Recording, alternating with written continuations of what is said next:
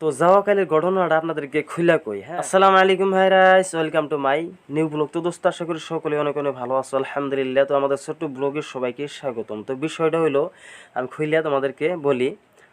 তো কালকে যাওয়া কাল আর কি, মানে আহার রাস্তায় একটা ভিডিও আমি আপলোড করছিলাম এই বিষয় নিয়ে। তো যাই হোক, এখন পুরোপুরি খোলা করি আর কি।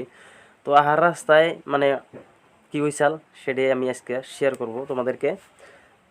মানে বাস গাড়িতে আমি আইছি, ছোট গাড়ি তো পাওয়াই গেল না, যেহেতু ভোটের টাইম, ইলেকশনের টাইম। গাড়ি পাওয়াই গেল না, তার মধ্যে বাস গাড়ি পাইলাম একটা ভাঙ্গাচোরা। তো যাই হোক, ওই গাড়িতে উঠলাম। ওঠার পরে মোটামুটি 10 কিলোমিটার মতন আইলো। আহার পরে গাড়িটা নষ্ট হয়ে গেল। নষ্ট হওয়ার পরে তো তাদেরই আরও গাড়ি আছে, তারা ফোন করলো। ফোন করার পরে মোটামুটি 1-1.5 ঘন্টা পরে আবার ফির আরেকটা গাড়ি আইলো। আহার পরে তো আমরা মোটামুটি 40-50 জন মানুষ গাড়িতে আসছিলাম। এরপরে আমরা ব্যাগটি আবার যার যার সিটে বইলাম। বহার পরে আবার মোটামুটি 10-12 কিলোমিটারের মতন ওই গাড়িটা আইলো। আর পরে ওই গাড়িটাও টায়ার মানে পাংচার হয়ে গেল, ব্রাশ হয়ে গেল।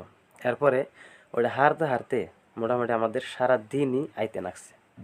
সারা দিনই আমরা মানে আর কি শিলং থেকে আইতে বাড়িতে মোটামুটি সারাটা দিনই লাগছে। মোটামুটি আমাদের শিলং থেকে হইলো মোটামুটি 200 কিলোমিটার গুয়াহাটি, গুয়াহাটির দিকে মোটামুটি 150 কিলোমিটার বাড়ি। এটা একটা আন্দাজে কইলাম আর কি, তো কম বেশি হইতে পারে।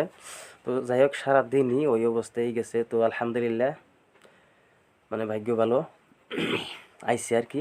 তো এতটুকুই আর কি, মানে জানাইলাম আর কি। তো এই পর্যন্তই।